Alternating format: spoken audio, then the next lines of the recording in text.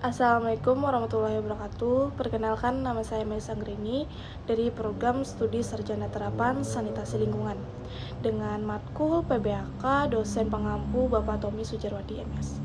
Di sini saya akan membahas tentang membangun perilaku anti korupsi. Ada beberapa, yaitu tentang masalah korupsi, anti korupsi, dampak korupsi, dan pemberantasan korupsi. Baik, di sini saya akan menjelaskan tentang membangun perilaku anti korupsi, yaitu di mana anti korupsi adalah semua tindakan, perkataan, atau pembuatan yang menentang korupsi dan segala macam bentuknya. Seseorang yang memahami pengertian anti korupsi ini akan berlaku sesuai dengan nilai-nilai integritas. Selanjutnya, apa yang menyebabkan kasus korupsi di Indonesia? Faktor ekonomi sering dianggap sebagai penyebab utama korupsi. Di antaranya tingkat pendapatan atau gaji yang tak cukup untuk memenuhi kebutuhan. Fakta juga menunjukkan bahwa korupsi tidak dilakukan oleh mereka yang gajinya pas-pasan.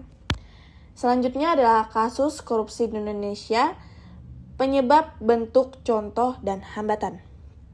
Yang pertama, ada kerugian keuangan negara, yang kedua ada suap menyuap, yang ketiga ada penggelapan dalam jabatan, yang keempat ada pemasaran, yang kelima adalah perbuatan curang, yang keenam ada benturan kepentingan dalam pengadaan, yang ketujuh ada gratifikasi. Selanjutnya, apa dampak korupsi di Indonesia? Tindakan korupsi merupakan tindakan yang sangat merugikan negara. Korupsi mengakibatkan melambatnya pertumbuhan ekonomi negara, menurunnya investasi, meningkatnya kemiskinan, serta meningkatkan kepentingan pendapat. Korupsi juga dapat menurunkan tingkat kebahagiaan masyarakat di suatu negara. Selanjutnya ada nilai-nilai anti korupsi, yaitu KPK merilis 9 nilai integritas yang bisa mencegah terjadinya tindakan korupsi. 9 nilai itu adalah jujur, peduli, mandiri, disiplin, tanggung jawab, kerja keras, sederhana, berani, dan adil. Oke, selanjutnya ada strategi nasional pencegahan korupsi. Yang pertama ialah mempercepat penyelesaian ketidaksesuaian pemanfaatan ruang dan tumpang tindih perizinan berbasis lahan melalui implementasi kebijakan satu peta. Yang kedua ada pengendalian ekspor dan impor. Yang ketiga adalah peningkatan kualitas data pemilik manfaat serta pemanfaatan untuk perizinan pengadaan barang atau jasa. Lanjut, apa yang dimaksud dengan pemberantasan korupsi?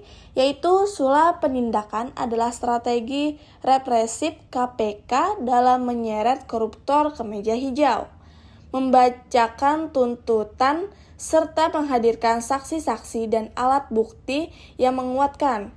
Strategi ini terdiri dari beberapa tahapan, yaitu penanganan, laporan, aduan masyarakat, penyidikan, penuntutan, hingga eksekusi.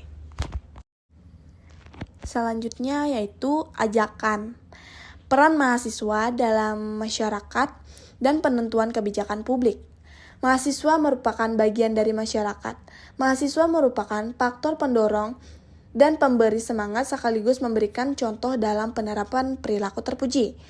Peran mahasiswa dalam masyarakat secara garis besar dapat digolongkan menjadi peran sebagai kontrol sosial dan peran sebagai pembaharu yang diharapkan mampu melakukan pembaharuan terhadap sistem yang ada. Salah satu contoh yang paling fenomena adalah peristiwa turunnya Orde Baru, di mana sebelum didahului oleh adanya aksi mahasiswa yang masif di seluruh Indonesia. Mahasiswa juga dapat melakukan peran edukatif dengan memberikan bimbingan dan penyuluhan kepada masyarakat, baik pada saat melakukan kuliah, kerja, lapangan, atau kesempatan yang lain mengenai masalah korupsi, yang mendorong masyarakat berani melaporkan adanya korupsi yang ditemui pada pihak yang berwenang.